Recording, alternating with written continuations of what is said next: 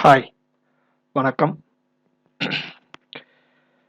So இன்னைக்கு நம்ம பார்க்க போகிறது 2020 ரிவைண்ட் தமிழ்நாடு ஈவெண்ட்ஸ் மட்டும். So before moving in to the video, myself Senthilkumar from Kallakurichi. So December 2020 இருக்கிறோம். ஸோ ஜான்வரியில் இருந்து டிசம்பர் இன்னைக்கு வரைக்கும் தமிழ்நாட்டில் நடந்த முக்கியமான ஈவெண்ட்ஸ், காம்படிட்டிவ் எக்ஸாமுக்கு கேட்கக்கூடியதை மட்டும் வச்சு இந்த வீடியோ நான் ப்ரிப்பேர் பண்ணியிருக்கேன். ஸோ வீடியோக்குள்ளே போகிறதுக்கு முன்னாடி சேனலுக்கு சப்ஸ்கிரைப் பண்ணுங்கள். அப்போ தான் நான் போடுற அத்தனை வீடியோஸும் உங்களால் எக்ஸாமுக்கு ப்ரிப்பரேஷன் ஓரியன்ட் பார்க்க முடியும். வீடியோ பிடிச்சிருந்தா லைக் பண்ணுங்கள், உங்கள் ஃப்ரெண்ட்ஸ்ட்டு ஷேர் பண்ணுங்கள், கீழே இருக்கிற கமெண்ட்டில் மறக்காமல் கமெண்ட் பண்ணுங்கள்.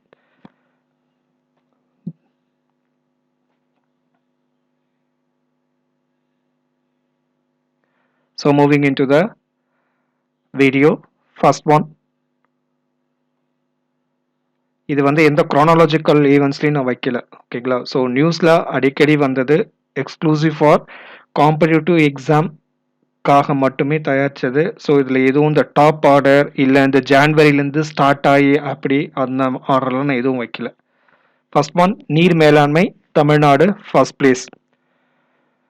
ஸோ நாட்டில் நீர் மேலாண்மையை சிறப்பாக கையாண்டதற்காக சென்ட்ரல் கவர்மெண்ட் தந்த அவார்டில் first place Tamil Nadu, second place Maharashtra, third place Rajasthan. ஓகேங்களா? ஸோ இது கேட்கறதுக்கான வாய்ப்புகள் ரொம்ப ரொம்ப அதிகம்.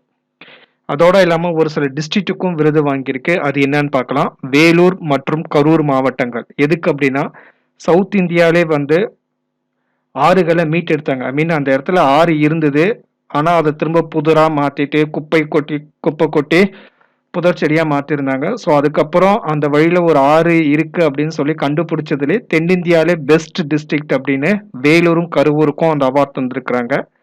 அதே போல் நீர்நிலைகளை பாதுகாத்ததில் சிறந்த மாவட்டமாக பெரம்பலூர் மாவட்டம் தேர்வு செய்யப்பட்டிருக்கு. ஓகேங்களா? நீர்நிலைகளை பாதுகாத்ததில் சிறந்த மாவட்டமாக தென்னிந்தியாவிலே பெரம்பலூர் மாவட்டம் தேர்வு செய்யப்பட்டுள்ளது. அதேமாதிரி வாட்டர் மேனேஜ்மெண்ட்டை லோக்கல் பாடிஸ்க்கு கொண்டு போறதுல சிறந்த மாநகராட்சியா மதுரை மாநகராட்சி தேர்வு செய்யப்பட்டிருக்கு. ஸோ இதுக்கான விருது எல்லாம் vice president mister Venkaiah Naidu by virtual கான்ஃபரன்ஸ்ல தான் எல்லாமே தந்தாங்க. ஸோ ஃபர்ஸ்ட் பிளேஸ் நீர் மேலாண்மையில் வாட்டர் கன்சர்வேட்டிவ் மேனேஜ்மெண்ட்ல first place Tamil Nadu, second Maharashtra, third Rajasthan. District எது வந்துருக்குன்னு பாருங்க. வேலூர், கரூர், பெரம்பலூர், இந்த 3 தான். வேலூர், கரூர், பெரம்பலூர். மாநகராட்சியை பொறுத்த வரைக்கும் மதுரை மாநகராட்சி வந்திருக்கு. So next, Sathankulam. So the most sensational news for the year. இது ப்ரிலிம்ஸ் ஓரியன்டுக்கு இந்த நியூஸ் தேவைப்படாது. பட் குரூப் 1 மெயின்ஸ் இல்லை இன்டர்வியூ அந்த மாதிரி விஷயத்துக்கு இருக்கும். ஸோ இது என்ன அப்படின்னா, ஜெயராஜ் அண்ட் பென்னிக்ஸ் அப்படிங்கிறவங்க ஃபாதர் அண்ட் சன் பொது முடக்கத்தை மீறி வந்ததுக்காக போலீஸ் அட்ராசிட்டிஸ் பண்ணி அவங்களை அடிச்சு ஜெயிலில் கொண்டுட்டாங்க அப்படிங்கிறது தான் கேஸ். ஸோ போலீஸ் ஃபர்ஸ்ட் அதை மறுத்தாங்க. கேஸ் சென்சேஷன் ஆக இப்போ சிபிசிஐடிக்கு டிரான்ஸ்ஃபர் பண்ணாங்க. கடைசியில் எல்லா போலீஸுமே அரெஸ்ட் பண்ணியிருக்கிறாங்க. அவங்க மேலே குற்றப்பத்திரிகை தாக்கல் செய்யப்பட்டிருக்கு. இப்போ ஃபார் எக்ஸாம்பிள், நீங்கள் குரூப் 1 இன்டர்வியூக்கு போறீங்க, இல்லை பேனலில் இருக்கிறவங்க என்ன கேட்பாங்க அப்படின்னா, இந்த சாத்தான்குளம் இன்சிடென்ட்ல இன்கேஸ் நீங்கள் ஒரு சீனியர் ஆஃபீஸராக இருந்தால் அந்த சாத்தான்குளம் போலீஸை நீங்கள் எப்படி ட்ரீட் பண்ணியிருப்பீங்க, இல்லை இந்த இன்சிடென்ட்டை நீங்கள் எப்படி ஹேண்டில் பண்ணியிருப்பீங்க ஆஸ் அ டிஸ்ட்ரிக்ட் கலெக்டரா? First point. இன்னொன்று the police is your friend. ஓகேங்களா? காவல்துறை உங்கள் நண்பன் அப்படிங்கிறதெல்லாம் ஜஸ்ட்டு கேட்சி வேர்ட்ஸ்க்காக மட்டும்தான். ரீல் வேர்டு, அது ரியல் லைஃபாக எதுவுமே இல்லை அப்படின்றத நீங்கள் ஜஸ்டிஃபை பண்ணுறீங்களா அப்படின்னு சொல்லிட்டு மெயின்ஸ் பெர்ஸ்பெக்டிவ்ல கேட்கறதுக்கும் வாய்ப்புகள் இருக்குது. ஓகேங்களா? ஸோ சாத்தான்குளம் இன்சிடென்ட் யாருமே மறக்க முடியாத ஒரு கோர சம்பவம். இது இந்த வருஷத்துல மோஸ்ட் ட்ராஜடிக். போலீஸ் உங்கள் நண்பன் அப்படிங்கிறது ஓகே, அது நம்ம எதுவும் சொல்றதுக்கு இல்லை. Moving on to the next one.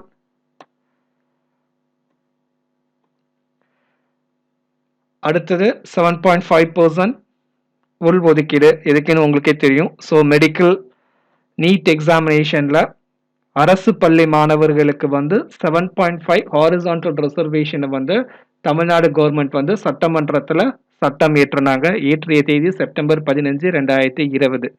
So சட்டம் இயற்றி ஆளுநருக்கு அனுப்பிச்சாங்க. ஆளுநர் வந்து எந்த விதமான இதுவுமே பண்ணாமே வச்சிருந்தாரு. மதுரை ஹைகோர்ட் பெஞ்சில் கேஸ் போட்டாங்க. ஆளுநருக்கு நாங்கள் அதிகாரம் பண்ண முடியாது அப்படின்னு கோர்ட்டு சொல்லுச்சு. பட் மனசாட்சிப்படி ஆளுநர் முடிவு எடுக்கலாம் அப்படின்ற மாதிரி சொன்னாங்க. டிவில எல்லாம் டிபேட் ஆச்சு. அப்போ ஆளுநர் டெல்லிக்கு போனாரு. டெல்லியில கன்சல்ட் பண்ணாங்க. நான் வந்து வெயிட் பண்றேன், இன்னும் ஒரு 4-5 நாள் வாரம் ஆகும் அப்படின்ற மாதிரிலாம் சொன்னாங்க. இது எல்லாம் போயிட்டு இருக்கிறப்ப தமிழ்நாடு கவர்மெண்ட் ஆன் த ஸ்பாட்டா ஆன் த ரெக்கார்டா வந்து ஆர்டினன்ஸ் பிறப்பிச்சிட்டாங்க. ஐ மீன் அவசர சட்டம் பிறப்பிச்சு அமுச்சு விட்டாங்க. ஸோ அதுக்கு அடுத்த நாள் வந்து ஆளுநர் கையெழுத்து போட்டுட்டார். அது ஆக்சுவலா ஃபர்ஸ்டே அவர் கையெழுத்து போட்டிருந்திருக்கலாம். ஸோ ஆர்டினன்ஸ் பிறப்பிச்சாங்க. So 7.5% reservation. It's a horizontal reservation for the government school students, those who qualified for the NEET examination for admission in the medical colleges in the state of Tamil Nadu.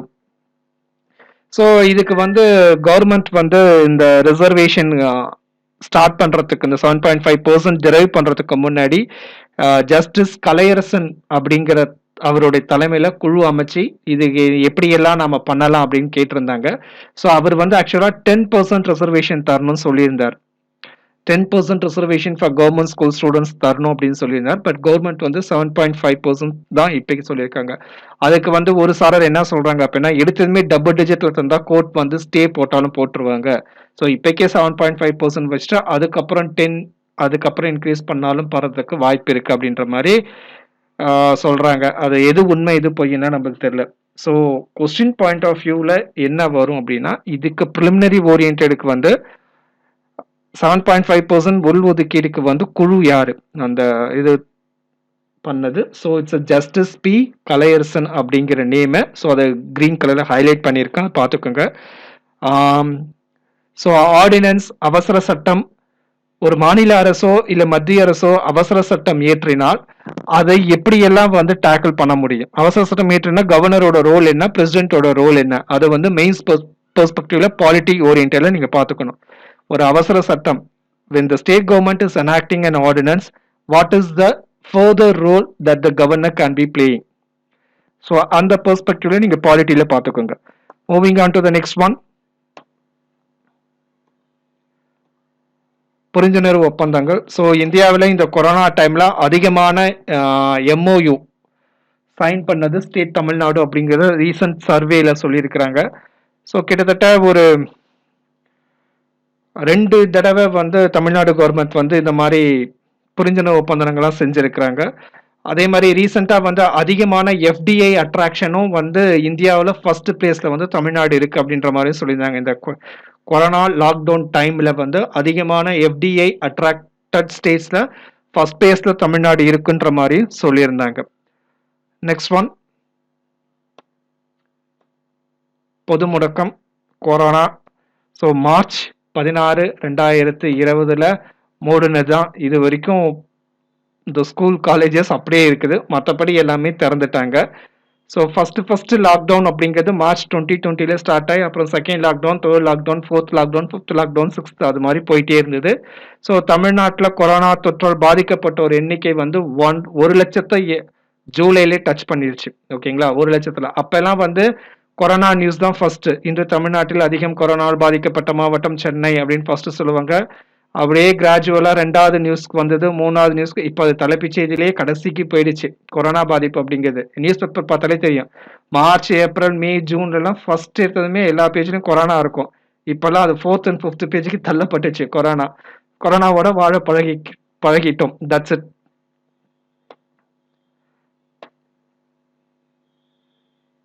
Moving on to the next one. Thanjavur மகா கும்பாபிஷேகம். So Thanjavur பெரிய கோயில் ஒரு யுனெஸ்கோவோட world heritage site.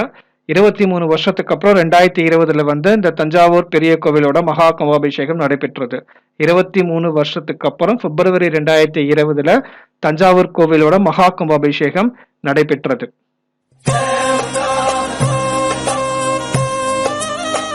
Chennai metro rail நிலையங்கள் பெயர் மாற்றம். So it's politics orient, but இன்னும் தெரிஞ்சு வச்சுக்கலாம். ஸோ ஒரு சென்னை மெட்ரோ ரயிலில் 3 ஸ்டேஷன்ஸ்க்கு வந்து பெயர் மாற்றம் செஞ்சுருக்காங்க கவர்மெண்ட்டு. ஆலந்தூர் மெட்ரோ ரயில் நிலையத்துக்கு பேர் வந்து farmer chief minister mister Annadurai. ஓகேங்களா, அண்ணா மெட்ரோ ரயில் நிலையம். அதே மாதிரி சென்ட்ரல் மெட்ரோ ரயில் நிலையத்துக்கு வந்து எம்ஜிஆர் மெட்ரோ நிலையம். ஏற்கனவே சென்ட்ரல் ரயில்வே ஸ்டேஷன் வந்து புரட்சி தலைவர் doctor MG Ramachandran central railway station பேர் மாத்தினாங்க. ஸோ சென்ட்ரல் மெட்ரோக்கு வந்து எம்ஜிஆர் மெட்ரோ ரயில் நிலையம் அப்படின்னு வச்சிருக்காங்க. சிஎம்பிடி, ஓகேங்களா, சென்னை மொஃபசல் பஸ் டெர்மினஸ், அந்த மெட்ரோ ரயிலுக்கு வந்து ஃபார்மர் சீஃப் மினிஸ்டர் ஜெயலலிதா அவங்க பேர் வச்சிருக்காங்க, ஜெயலலிதா மெட்ரோ ரயில் நிலையம். ஸோ ஆலந்தூர், சென்ட்ரல், சிஎம்பிடி இந்த மெட்ரோ ரயில் நிலையங்கள் பெயர் மாற்றப்பட்டுள்ளது. ஸோ முறையே வந்து Annadurai, MG Ramachandran, Jayalalithaa, the former chief ministers. Moving on to the next one. பாதுகாக்கப்பட்ட சிறப்பு வேளாண் மண்டலம். ஸோ எதுன்னு தெரியும், Kaveri delta. So Kaveri delta வந்து பாதுகாக்கப்பட்ட சிறப்பு வேளாண் மண்டலமாக சட்டப்பேரவையில் ஒருமனதாக மசோதா நிறைவேற்றம் செய்யப்பட்டது. ஸோ அதுல இருந்து அந்த மீத்தேன் ப்ராஜெக்ட் வந்து சென்ட்ரல் கவர்மெண்டால கேன்சல் பண்ணப்பட்டது. ஓகேங்களா, ஸோ அது பிப்ரவரி 2020 பில்லை வந்து தமிழ்நாடு அசம்பிளி பாஸ் பண்ணி எனாக்ட் பண்ணாங்க. ஸோ கான்சிக்யூட்டிவ் டேஸில் வந்து சென்ட்ரல் கவர்மெண்ட் வந்து அவங்க இருக்கிற பிசிபி பெட்ரோகெமிக்கல் அந்த இன்வெஸ்ட்மெண்ட் ரீஜியன் அது எல்லாமே வந்து. ஸோ இப்போ இந்த டெல்டா அப்படின்னா டெல்டாக்கும் எஸ்டியூரிக்கும் என்ன வித்தியாசம், இது ஜியாகிரபி ஓரியன்ட் போகும். ஸோ காவேரி டெல்டா அப்படின்னா என்னென்ன மாவட்டங்கள் இதுல வருது அப்படின்றதையும் நீங்க தெரிஞ்சு வச்சுக்கணும். ஓகேங்களா, தமிழ்நாடு ஓரியன்ட் அப்படின்னா காவேரி டெல்டா அப்படின்னா அதுல என்னென்ன மாவட்டங்கள் வந்து காவேரி டெல்டா வருது அப்படிங்கறது நீங்க தெரிஞ்சு வச்சுக்கிட்டா கொஞ்சம் நம்ம மெயின்ஸோட இன்டர்வியூல கொஞ்சம் கிளிக் ஆகிறதுக்கு ஒரு எட்ஜ் போட்டோ ஃபினிஷ் நம்மளுக்கு கிடைக்கிறதுக்கு வாய்ப்பு இருக்கு. Moving on to the next one.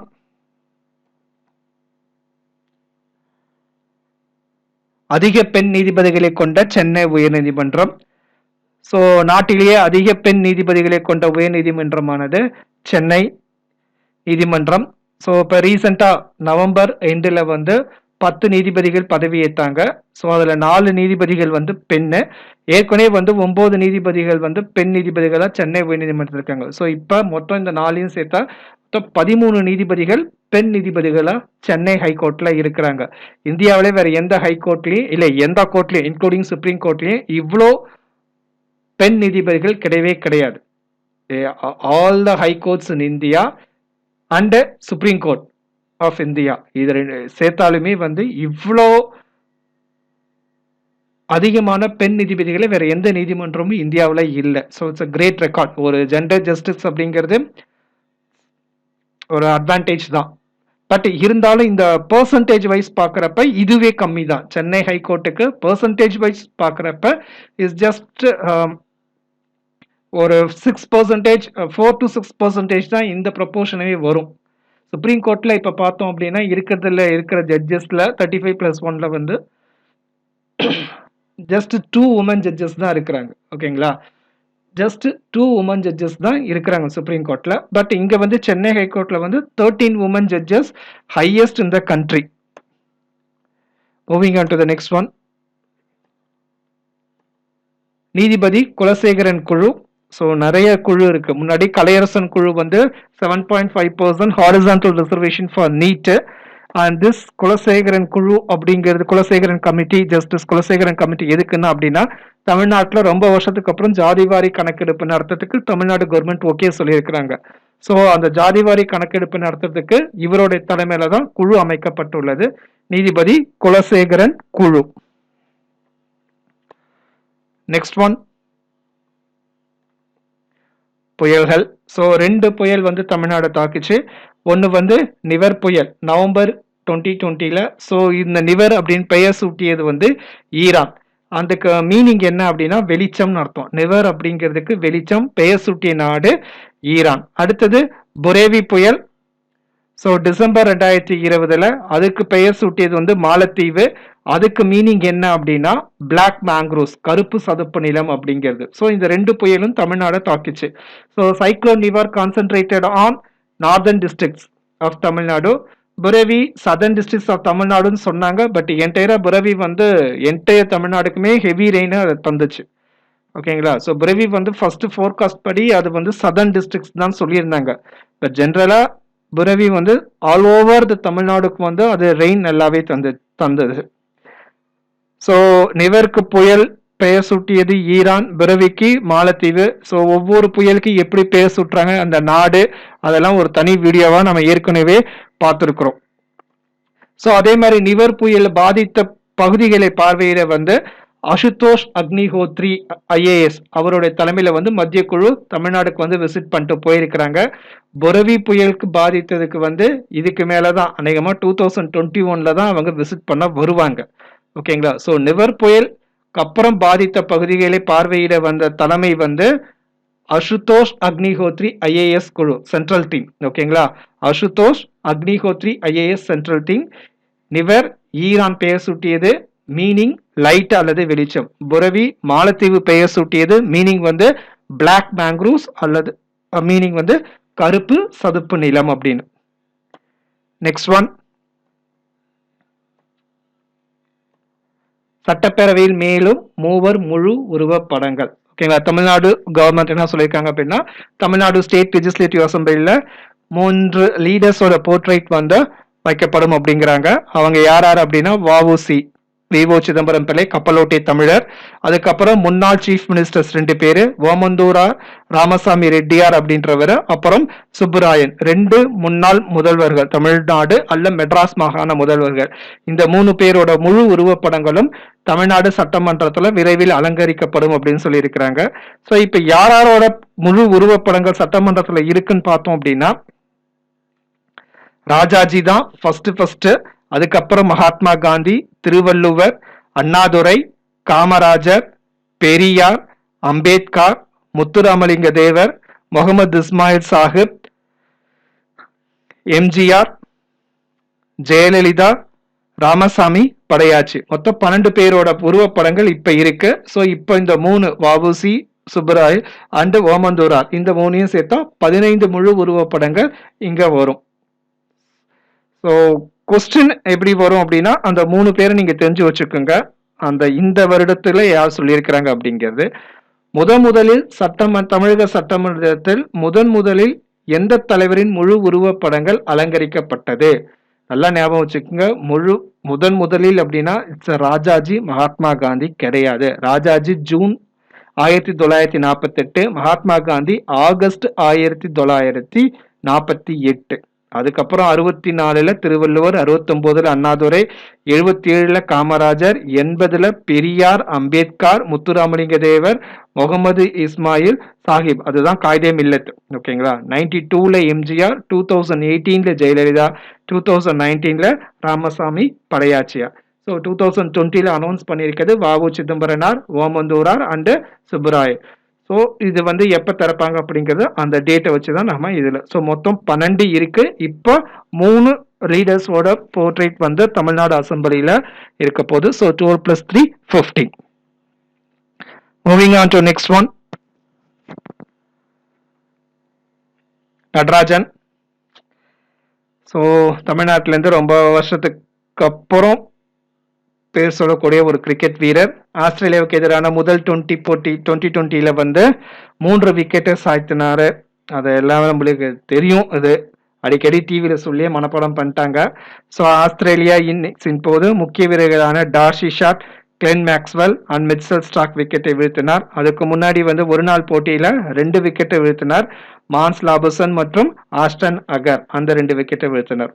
So 2020ல 3 wicket, ஒரு நாள் போட்டியில 2 விக்கெட்டை வீழ்த்தியிருக்கிறார். So with this I'm coming to in for Tamil Nadu rewind 2020 part 1. ஓகேங்களா. இது பகுதி 1 தான். ஸோ இன்னும் விடுபட்ட தமிழ்நாடு முக்கியமான events exclusive for competitive examinations அடுத்தடுத்த நாள்ல வரும். So subscribe to my channel. அப்பதான் நான் போடுற அத்தனை வீடியோவும் உங்களால பார்க்க முடியும், காம்படிட்டிவ் எக்ஸாமினேஷன் ப்ரிப்பேர் பண்ண முடியும். வீடியோ பிடிச்சிருந்தா லைக் பண்ணுங்க, உங்க ஃப்ரெண்ட்ஸ்ட சொல்லி ஷேர் பண்ணுங்க. கீழே கமெண்ட்ல மறக்காம ஃபீட்பேக் அண்ட் சஜஷன் சொல்லுங்க. மறக்காம லைக் பட்டனை கிளிக் பண்ணுங்க. Thank you and be safe.